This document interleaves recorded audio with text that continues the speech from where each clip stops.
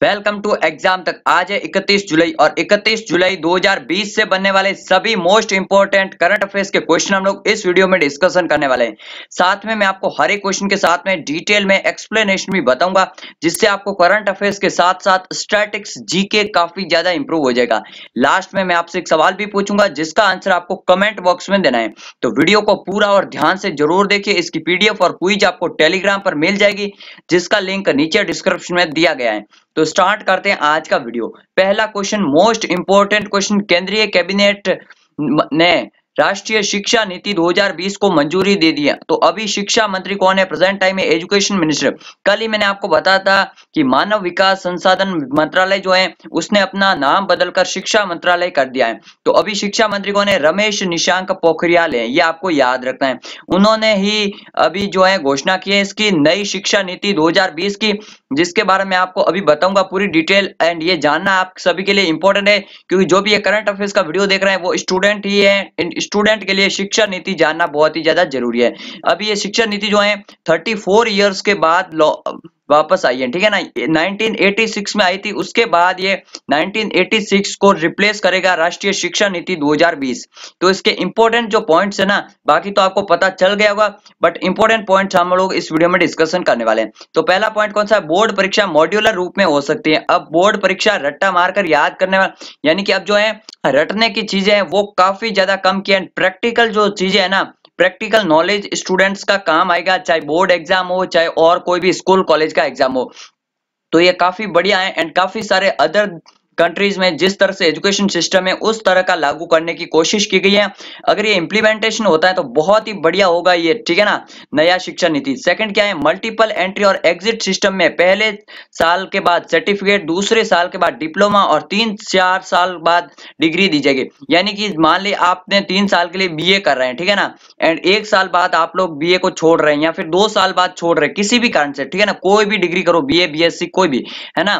तो आप लोग अगर 1 साल बाद छोड़ रहे हैं फर्स्ट ईयर के बाद, तो आपको जो जब भी एडमिशन लेंगे ना, तो फर्स्ट ईयर में नहीं लेना होगा, डायरेक्ट आपको सेकंड ईयर में एडमिशन मिलेगा इसी तरह से। एंड अगर आप लोग 2 साल के बाद छोड़ देते हैं तो आपको डिप्लोमा की डिग्री मिल जाएगी, मतलब डिप्लोमा मिल जाएगा। एंड 3 साल की डिग्री है तो आपको ग्रेजुएशन मिल जाएगा। एंड 4 साल की अगर आपकी डिग्री है तो जो भी आपकी डिग्री होगी वो पूरी मिल जाएगी, ठीक है ना। तो इस तरह से सिस्टम बनाया गया है। चलिए अब है थर्ड पॉइंट, सभी उच्च शिक्षा संस्थानों, कानूनी और मेडिकल कॉलेजों को छोड़कर एकल नियामक यानी सिंगुलर रेगुलेटर द्वारा किया जाएगा।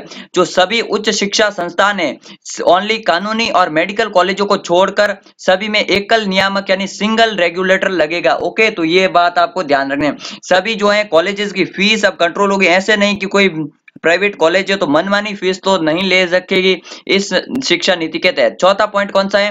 केंद्र सरकार की नई शिक्षा नीति के तहत निजी और सार्वजनिक उच्च शिक्षा संस्थानों के लिए सामान्य मापदंड अपनाया जाएगा। प्रेस कॉन्फ्रेंस में शिक्षा सचिव जो है अभी प्रेजेंट टाइम में अमित खरे हैं, उन्होंने कहा कि आज की तारीख में हमारे पास अलग अलग स्टैंड अलोन संस्थानों के लिए अलग अलग विश्वविद्यालयों, केंद्रीय विश्वविद्यालयों के लिए अलग अलग मानदंड है। नई शिक्षा नीति कहती है कि गुणवत्ता के कारण मानदंड सभी के लिए समान होंगे, न कि स्वामित्व के अनुसार। यानी कि सभी के लिए जो मानदंड है, जो नियम है, वो सभी के लिए एक समान होगा, पूरे देश में जो भी यूनिवर्सिटीज है उनके लिए। पांचवा पॉइंट कौन सा है? नई शिक्षा नीति के अनुसार विश्वविद्यालयों और उच्च शिक्षा संस्थानों में प्रवेश के लिए आयोजित की जाने वाली आम प्रवेश परीक्षा होगी। यह परीक्षा एनटीए यानी कि नेशनल टेस्टिंग एजेंसी करवाएगा। जो भी होती है ना एडमिशन टेस्ट, वो होगी वो एनटीए करवाएगा, ठीक है ना, नेशनल टेस्टिंग एजेंसी। छठा पॉइंट कौन सा? स्कूल पाठ्यक्रम को मेन कॉन्सेप्ट में कम किया जाएगा। इसके साथ ही नई शिक्षा नीति के तहत कक्षा 6 से व्यावसायिक शिक्षा का एकीकरण किया गया, यानी कि कक्षा से ही व्यावसायिक शिक्षा की शुरुआत हो जाएगी, ठीक है ना। तो काफी बढ़िया ये नई शिक्षा नीति, मुझे तो लगी इंप्लीमेंटेशन होना चाहिए भाई, ये मेरी मेन बात है, ठीक है ना। नई नीति 2035 तक हाई स्कूल के 50% छात्रों के लिए उच्च शिक्षा तक पहुंच का विस्तार करना चाहती है।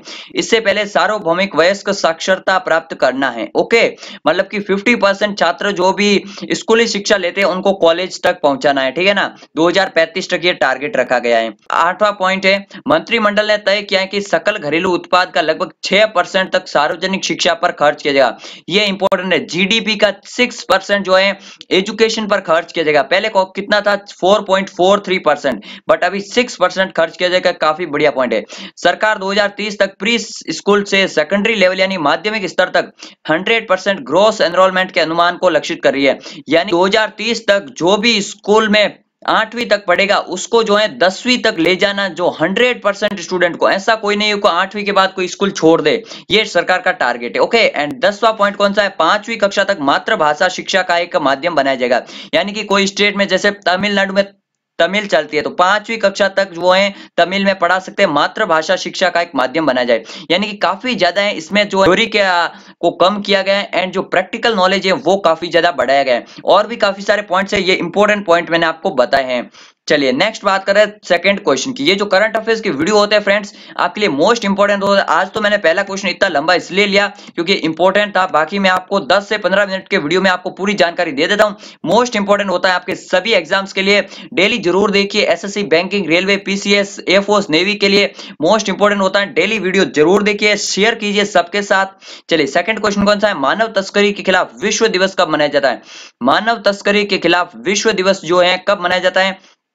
30 जुलाई को मनाया जाता है हर वर्ष, ये आपको याद रखना। अब 2020 में इसकी थीम क्या थी? तो committed to the cause working on the front line to end human trafficking. Okay, तो ह्यूमन ट्रैफिकिंग के अगेंस्ट ये डे मनाया जाता है 30 जुलाई को। थीम इसकी काफी बढ़िया है, इतनी याद रखने की कोई जरूरत नहीं, बस एक बार आप लोग पढ़ सकते हैं तो आपको कुछ वर्ड्स जो है याद रह जाएंगे, ठीक है ना। तो 30 जुलाई आपको इंपॉर्टेंट याद रखना, मानव तस्करी के खिलाफ विश्व दिवस।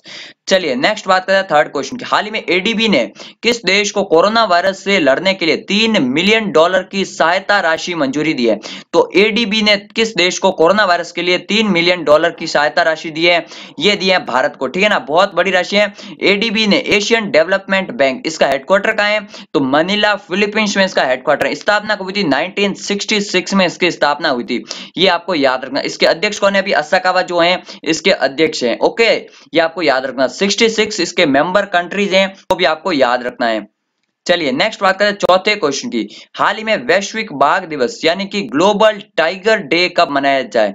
तो ग्लोबल टाइगर डे मनाया गया 29 जुलाई को, ये आपको याद रखना। वैश्विक बाघ दिवस, पिछले साल जो है 29 जुलाई पर बाघ रिपोर्ट जारी की थी जिसके अनुसार भारत में कुल कितने बाघ है? तो 2967 यानी कि 2967 जो है समथिंग बाघ है इंडिया में टाइगर, वो पिछले साल की रिपोर्ट है, अभी तक कोई नई रिपोर्ट नहीं आई, ठीक है ना। तो ये आपको याद रखना। सबसे ज्यादा बाघ भारत में किस राज्य में है? तो एमपी में जो है सबसे ज्यादा है, एंड उसके बाद है कर्नाटक में, उसके बाद है उत्तराखंड में। तो ये आपको याद रखना। एमपी को जो है क्या कहा जाता है? टाइगर स्टेट भी कहा जाता है। चलिए नेक्स्ट बात करते हैं पांचवें क्वेश्चन की। हाल ही में अर्चना सोरेंग को यूएन महासचिव ने अपने नए सलाहकार समूह में शामिल किया है। तो यूएन महासचिव अभी कौन है? यूएन महासचिव है एंटोनियो गुटेरस। एंटोनियो गुटेरस किस देश के हैं? पुर्तगाल के देश हैं, ठीक है ना, पुर्तगाल के हैं एंटोनियो गुटेरस। उन्होंने अपने नए सलाहकार समूह में शामिल किया है अर्चना सोरेंग को। ये भारत के किस राज्य के? तो उड़ीसा की है ये अर्चना सोरेंग, ये आपको याद रखना। अब बात उड़ीसा की आई है तो उड़ीसा की राजधानी क्या है? भुवनेश्वर यहाँ की राजधानी है। मुख्यमंत्री कौन है? नवीन पटनायक मुख्यमंत्री है। राज्यपाल कौन है? गणेशी लाल प्रेजेंट टाइम में उड़ीसा के राज्यपाल है। एंड इनके बारे में Bhitarkanika national park and Similipal national park, ये दो इंपोर्टेंट नेशनल पार्क है उड़ीसा के जो कि आपको याद रखने इंपोर्टेंट है। अब बात है यूएन की, तो यूएनओ की स्थापना कब हुई थी? 1945 में 24 अक्टूबर को, तो वो भी आपको याद रखना है। चलिए नेक्स्ट बात करते हैं छठे क्वेश्चन की। राफेल विमान का पहला बेड़ा किस एयरबेस पर पहुंचा है? तो अभी 27 जुलाई को जो है 5 राफेल विमान जो है भारत पहुंच चुके हैं। फ्रांस से खरीदे हैं, ये आपको याद होना चाहिए, दसॉल्ट कंपनी से खरीदे हैं। 36 विमान आने हैं, टोटल 36।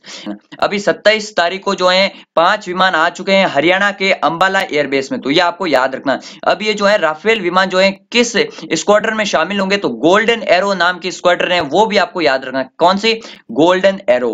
चलिए नेक्स्ट बात करते हैं सातवें क्वेश्चन की। हाल ही में परवेज खान का निधन हो गया, वह कौन थे? तो परवेज खान का निधन हो गया, ये कौन थे? ये मशहूर बॉलीवुड डायरेक्टर थे जिनका हाल ही में निधन हो गया।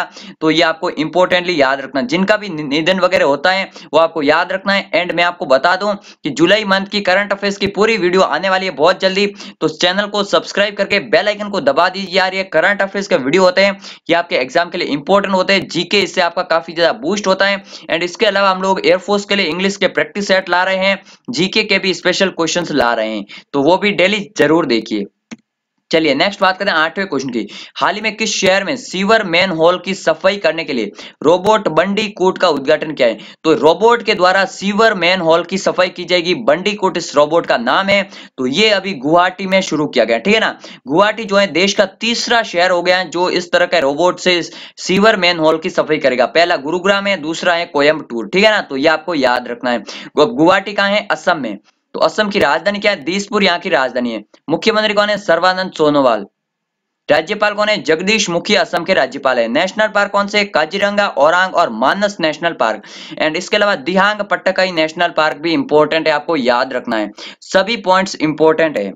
चलिए नेक्स्ट बात करें 9th क्वेश्चन की। हाल ही में cost for restoring financial stability in India नामक पुस्तक किसने लिखी? तो ये पुस्तक है cost for restoring financiability stability in India. इसको लिखा है, पुस्तक को लिखा है विरल आचार्य ने। ये आपको याद रखना है। ये जो है अभी आरबीआई के वाइस गवर्नर है, ये आपको याद रखना है, विरल आचार्य। तो ये आपको इंपॉर्टेंटली याद रखना है। चलिए नेक्स्ट बात करें, आज का लास्ट क्वेश्चन है। देश में अनलॉक 3 की प्रक्रिया जो 1 अगस्त से शुरू होगी। इसमें क्या होगा ना कि कॉलेज है, स्कूल है, मेट्रो रेल है, इन सभी को अभी तक नहीं खोला गया है, इनको अभी बंद किया गया है, ठीक है ना। कोचिंग इंस्टीट्यूट भी 31 अगस्त तक बंद है।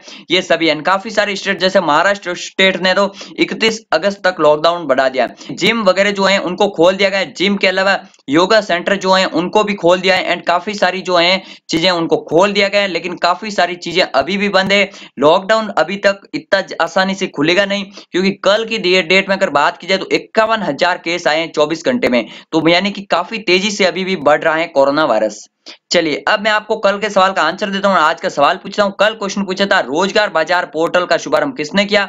तो रोजगार बाजार जो पोर्टल है ये जो है रोजगार देने के लिए है। एंड दिल्ली गवर्नमेंट ने इसको लॉन्च किया, दिल्ली के मुख्यमंत्री अरविंद केजरीवाल ने। ओके, तो आज का क्वेश्चन पूछता हूं। हाल ही में किस मंत्रालय ने अपना नाम बदलकर शिक्षा मंत्रालय रख लिया है? तो अभी किस मंत्रालय ने अपना नाम बदलकर शिक्षा मंत्रालय रख लिया है? एंड अभी उसके मंत्री कौन है प्रेजेंट टाइम में, वो भी आपको कमेंट में आंसर लिखना है। एंड चैनल को सब्सक्राइब करके बेल आइकन को जरूर दबाना है। मिलते हैं एक नए वीडियो में, तब तक के लिए जय हिंद जय भारत।